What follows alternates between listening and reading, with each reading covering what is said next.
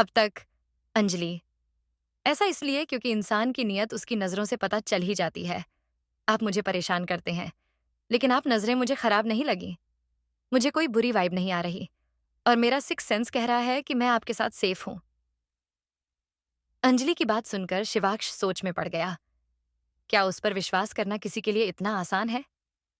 सोचते हुए उसने गहरी सांस ली और अपने बालों में हाथ घुमा दिया। अब आगे। अंजलि की कही बात को वो सोचता रहा और करीब 1 मिनट के बाद उसके चेहरे पर हल्की सी स्माइल आ गई।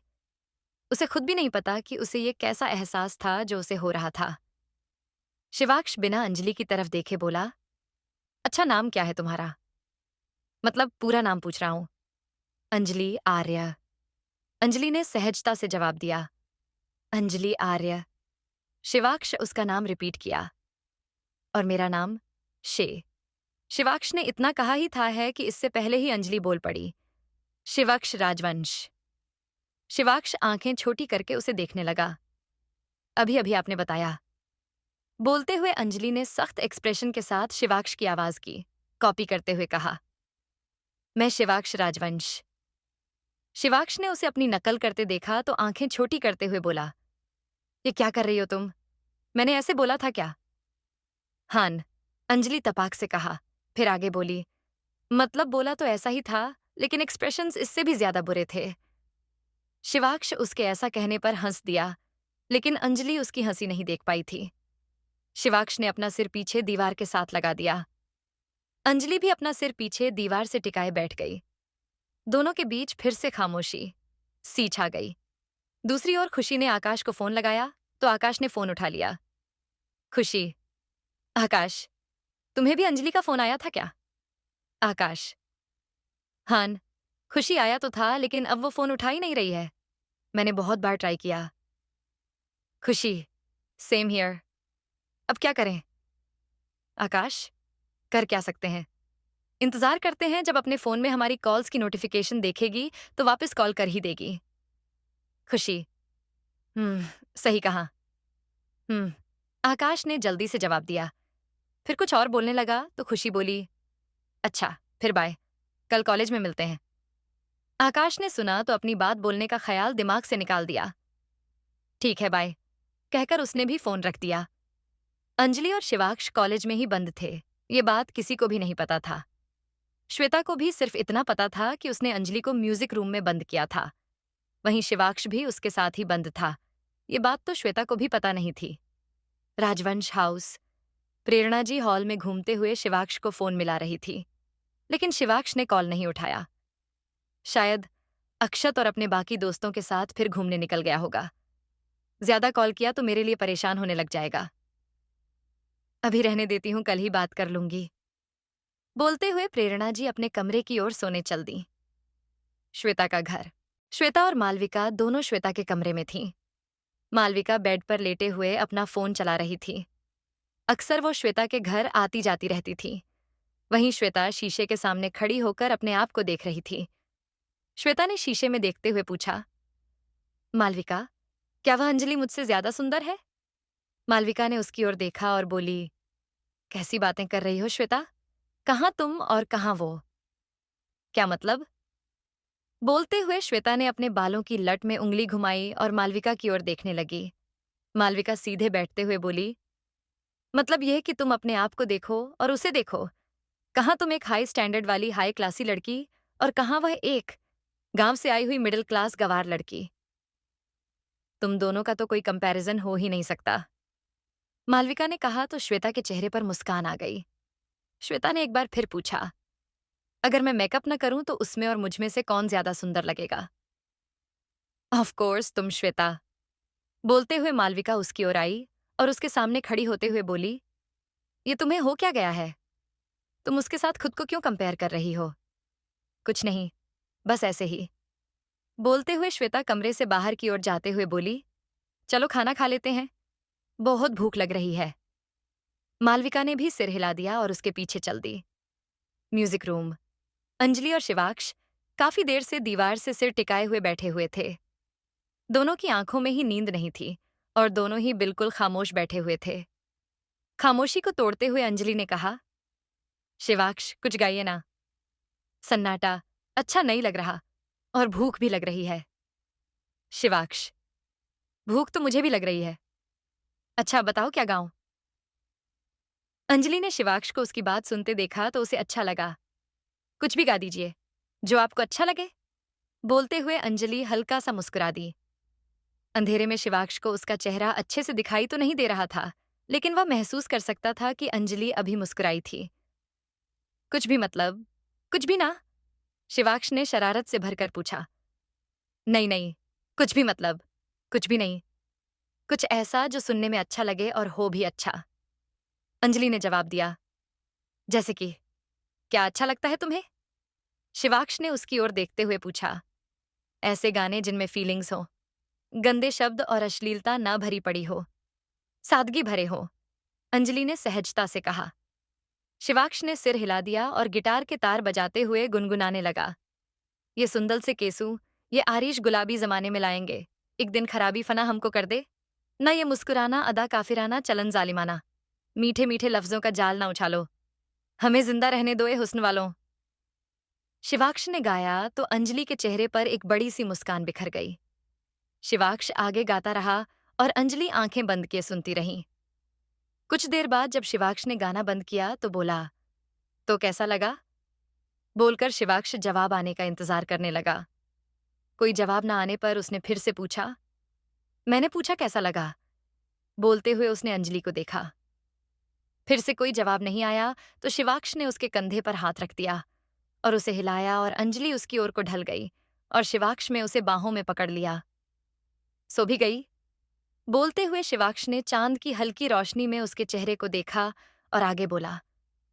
तो मतलब मुझे लोरी गाने वाला बनाया हुआ था और उस लोरी को सुनकर मैडम को बस सोना था। ओह गॉड! बोलते हुए शिवाक्ष ने रोशनदान से बाहर की ओर देखा। सामने उसे चांद दिखाई दिया। फिर उसने अंजलि के चेहरे की ओर देखा जो अंधेरे चांद की रोशनी में चांद की तरह ही चमकता हुआ लग रहा था। शिवाक्ष ने अंजलि के चेहरे पर बिखरी जुल्फों को साइड किया और कुछ पल उसके चेहरे को निहारता रहा। बाहर बिजलियां कड़कने लगीं और ठंडी हवाएं चलने लगीं। शिवाक्ष को महसूस हुआ कि अंजलि शिविर करने लगी थी। उसके होंठ भी कांपने लगे थे और दांत कटकटाने लगे थे। शिवाक्ष ने उसे जमीन पर लेटाया और अपनी डेनिम जैकेट उतारकर अंजलि को ओढ़ा दी। फिर उससे थोड़ा दूर होकर वो भी जमीन पर लेट गया और फिर कुछ ही देर में उसे भी नींद ने अपने आगोश में ले लिया। सुबह 4 बजे। सुबह हुई तो रोशनी कमरे के अंदर आने लगी।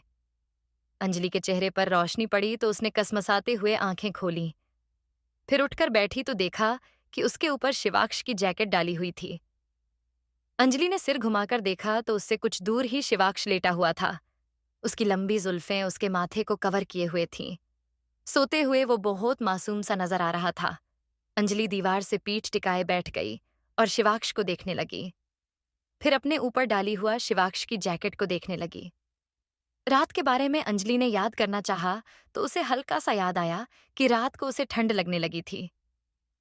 रात को ठंड हो गई थी, पर ठंड होने के बावजूद इन्होंने अपनी जैकेट मुझे क्यों ओढ़ा दी? सोचते हुए अंजलि जैकेट पर चिपके हुए अपने कुछ बालों को निकालने लगी। कुछ वक्त बाद ट्रेन के हॉर्न की आवाज आई तो शिवाक्ष की नींद खुल गई। उसने आंखें मलते हुए अंगड़ाई ली और सिर के नीचे हाथ रखकर सीलिंग को देखने लगा। फिर चेहरा घुमाकर अंजलि की ओर देखा तो पाया कि वो भी जाग चुकी थी। अंजलि इस वक्त उसकी डेनिम को देखे जा रही थी। शिवाक्ष के चेहरे पर उसे देखकर मुस्कान आ गई। शिवाक्ष के पेट से गुड़गुड़ की आवाज आई तो उसने अपने पेट पर हाथ रख लिया। उफ! भूख से मरा जा रहा हूं। पता नहीं कमरा कब खुलेगा। बोलकर वो उठकर बैठ गया। अंजलि भी अब उसकी ओर देखने लगी। फिर उसने भी अपने पेट पर हाथ रख दिया। भूख तो उसे भी बहुत लगी थी। अंजलि को कुछ याद आया तो वो बेंच पर रखे अपने बैग की ओर चल दी। अंजलि के चलने से छन छन की आवाज आने लगी। शिवाक्ष उसके पैर की ओर देखने लगा। काले धागे में बंधे घुंघरू को देखकर वो मुस्कुरा दिया। अंजलि बैग के पास गई और बैग से चॉकलेट निकालकर शिवाक्ष के पास आकर उसकी ओर बढ़ा दी। शिवाक्ष ने चॉकलेट देखी तो जल्दी से ली और खाने लगा। अंजलि उसके पास ही खड़ी उसे देखती रही। 2-3 बाइट खाने के बाद शिवाक्ष ने अंजलि की ओर देखा और पूछा, तुम्हारे लिए और भी है क्या? अंजलि ने ना में सिर हिला दिया। तो तुम्हें भूख नहीं है क्या? पूछते हुए शिवाक्ष ने उसे देखा। कोई बात नहीं, आप खा लीजिए, कहकर अंजलि हल्का सा मुस्कुरा दी। ऐसे कैसे अकेले ही खा लूंगा? तुम भी तो कल से लेकर भूखी ही हो। दोनों आधी आधी खाएंगे, बोलकर शिवाक्ष ने चॉकलेट को 2 हिस्सों में बांट दिया और एक हिस्सा अंजलि की ओर बढ़ा दिया। अंजलि ने चॉकलेट ले ली। दोनों ने आधी आधी चॉकलेट खा ली। थैंक यू, बोलते हुए अंजलि ने शिवाक्ष को उसकी जैकेट पकड़ाई। Welcome and thank you too, बोलकर शिवाक्ष ने अपनी जैकेट पकड़ ली। अंजलि ने दरवाजे की ओर देखा और पूछा, ये दरवाजा कब तक खुलेगा? शिवाक्ष ने अपनी घड़ी की ओर देखा और बोला, 7 बजे कॉलेज खुल जाता है, तो ये भी 7 बजे के आसपास ही खुलेगा। पर अभी 7 बजने में 2.5 घंटे बाकी है। ओके, अगर किसी ने अंदर आकर हमें साथ देख लिया तो ना जाने कितने सारे सवाल खड़े करेंगे। बोलते हुए अंजलि का चेहरा फिक्र से भर गया। कोई नहीं देखेगा, और अगर देख भी लिया तो कुछ भी बोलने से पहले 100 बार सोचेगा। सो डोंट वरी, बोलते हुए शिवाक्ष ने अपनी जैकेट पहन ली। अंजलि, पर ऐसा कुछ करना ही क्यों जो किसी को कुछ भी बोलने का मौका मिले? क्या कुछ ऐसा नहीं हो सकता जिससे किसी को पता ही ना चले कि हम दोनों यहां अंदर बंद थे? शिवाक्ष ने सुना तो गहरी सांस लेते हुए बोला, ओके, इन दैट केस जब दरवाजा खुलेगा तो हम लोग छुप जाएंगे ताकि वॉचमैन को हम नजर ना आए, और वॉचमैन के दरवाजा खोलने के तुरंत बाद कोई अंदर नहीं आता है, तो हमें टाइम मिल जाएगा कि हम लोग यहां से बाहर निकल जाएं। अंजलि ने सिर हिला दिया। दोनों ने जैसे तैसे 2.5 घंटे काटे और 7 बजते ही दोनों दरवाजे की ओर आस लगाए हुए देखने लगे। 7:30 हो गए थे, लेकिन वॉचमैन ने अभी तक दरवाजा नहीं खोला था। अंजलि का चेहरा उतर गया। अब दरवाजा खुलने का और इंतजार उससे नहीं हो रहा था। तभी बाहर से किसी के चलने की आवाज आने पर शिवाक्ष और अंजलि दोनों एक दूसरे की तरफ देखने लगे और जल्दी से बुक शेल्फ के पीछे जाकर छुपने लगे। क्या दोनों का कमरे में बंद हो जाना दोनों को नजदीक ले आया है? क्या शिवाक्ष का उसे देखकर खो जाना उसे अंजलि की तरफ खींचने लगा है? क्यों अंजलि भी उसे देखकर अपनी नजरें उससे नहीं फेर पाती है अब तक? लड़का बोला, अभी पता चल जाएगा कि कौन किस पर रहम खाएगा। बोलते हुए वो शिवाक्ष को घूरने लगा। अक्षत ने सिर हिला दिया और बोला, विपरीत बुद्धि विनाशकालय। अब जो होगा उसके जिम्मेदार तुम लोग खुद ही होंगे। अब आगे। शिवाक्ष ने अपनी स्लीव्स ऊपर चढ़ाई और लड़की को छुटकी बजाते हुए उंगली के इशारे से पीछे जाने के लिए कह दिया। लड़की पीछे जाकर अक्षत के साथ में खड़ी हो गई और शिवाक्ष को देखते हुए बोली, ये इतने सारे लोगों से लड़ तो लेगा ना? कहीं ऐसा ना हो कि ये सब लोग इसे मारकर इसकी चटनी बना दें और हीरोगिरी दिखाने के चक्कर में ये खुद ही हॉस्पिटल पहुंच जाए। अक्षत हंसा और बोला, इसमें मुझसे क्या पूछ रही हो? खुद ही देख लो कि कौन हॉस्पिटल पहुंचता है। बोलते हुए अक्षत ने सामने की ओर इशारा कर दिया। लड़के ने शिवाक्ष को मारने के लिए बैट घुमाया तो शिवाक्ष नीचे झुक गया और उसके पेट में खींच कर घुसा दे मारा। लड़का सड़क पर स्लाइड करता हुआ पीछे जा गिरा और अपने पेट पर हाथ रखकर कराहने लगा। बाकी लड़के भी आकर शिवाक्ष को मारने की कोशिश करने लगे, लेकिन एक भी बार कोई भी उसे हाथ तक नहीं लगा पाया। लड़की आंखें फाड़े शिवाक्ष को देखने लगी। फाइट करते वक्त उसकी हवा में लहराती जुल्फें उसे एक अलग ही चाम दे रही थीं। गुस्से से भरा उसका चेहरा लड़की को उसे देखते रहने पर मजबूर सा कर रहा था। लड़की उसी में कहीं खो सी गई। कुछ ही देर में सारे लड़के सड़क पर पड़े पड़े कराह रहे थे। शिवाक्ष उस लड़के के पास गया और पंजों के बल बैठते हुए बोला, चलो उठो, अभी तो लड़ना बाकी है।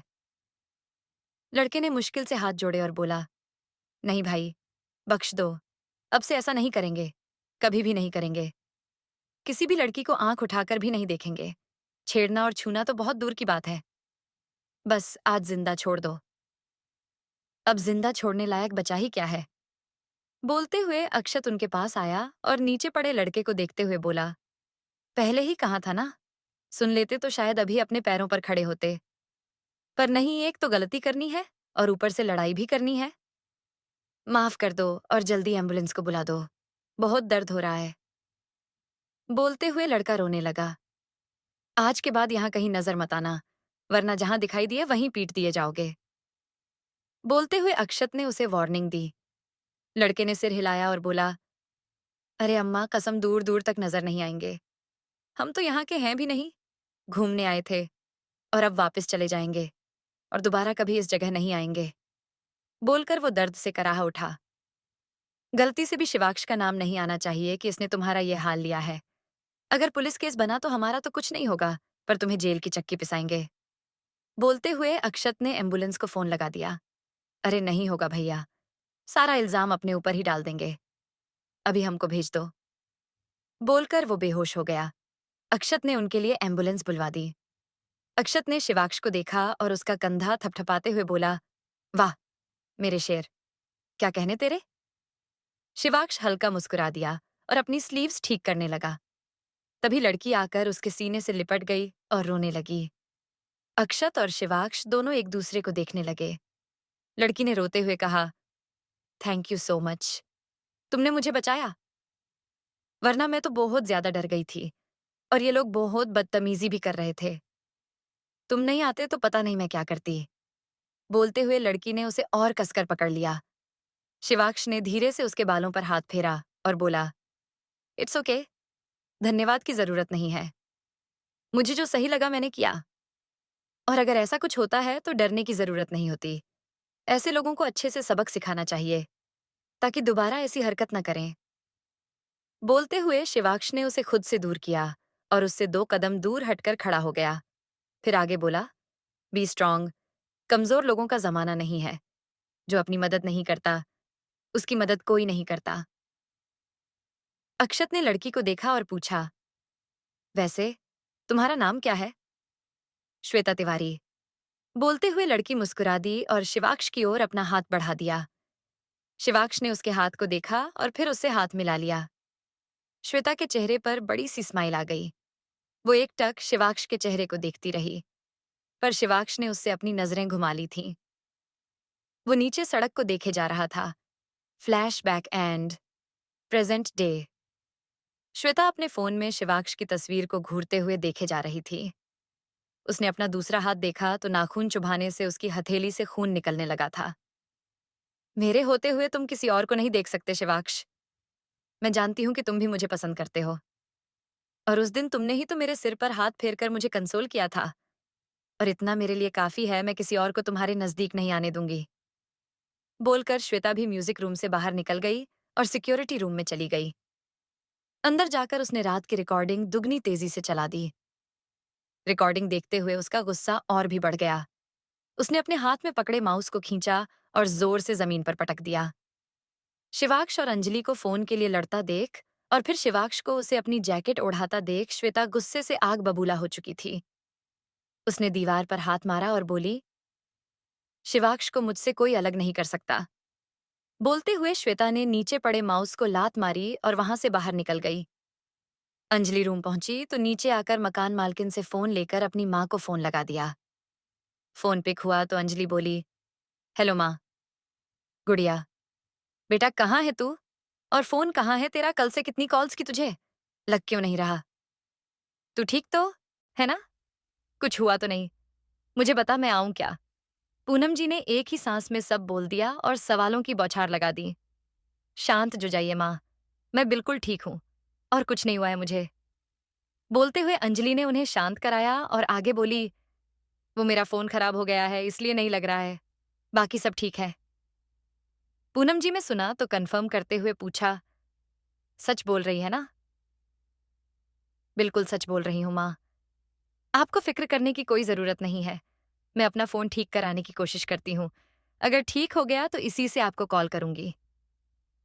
बोलते हुए अंजलि ने उन्हें समझाया और आगे बोली, अच्छा माँ, अभी मैं रखती हूँ, कॉलेज जाने की तैयारी कर लेती हूँ वरना लेट हो जाऊंगी। ठीक है, संभल कर जाना और शाम को फिर से फोन करके बताना। बोलते पूनम जी ने उसे बाय कह दिया। अंजलि ने भी बाय कहकर फोन रख दिया और मकान मालकिन को फोन लौटकर अपने रूम में चली गई।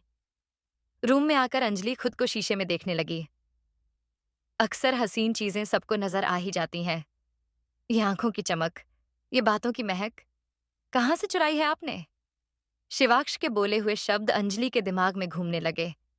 वो गोल गोल घूमते हुए अपने आप को देखने लगी, फिर कुछ सोचकर मुस्कुरा दी। काफी देर तक खुद को मुस्कुराते हुए देखने के बाद बाहर से सुनाई दिए गाड़ी के हॉर्न से उसका ध्यान टूटा। ये तू क्या सोच रही है अंजलि? कुछ भी चलने लगा है तेरे दिमाग में? अब सोचना बंद कर और तैयार हो जा। बोलते हुए उसने कपड़े लिए और नहाने चली गई। दूसरी ओर शिवाक्ष घर पहुंचा तो प्रेरणा जी हॉल में ही दिख गई। प्रेरणा जी ने उसके सामने आकर पूछा, कहाँ घूम रहे थे पिछली रात को? शिव? बाहर था मॉम। बोलते हुए शिवाक्ष ने उन्हें गले से लगा लिया। बोलते हुए प्रेरणा जी ने उसकी पीठ पर हाथ रख दिया और आगे बोली, तुम्हारे डैड तुम्हारे बारे में पूछ रहे थे। वो गुस्सा हो गए थे जब उन्हें पता चला कि तुम फिर से घर नहीं आए हो।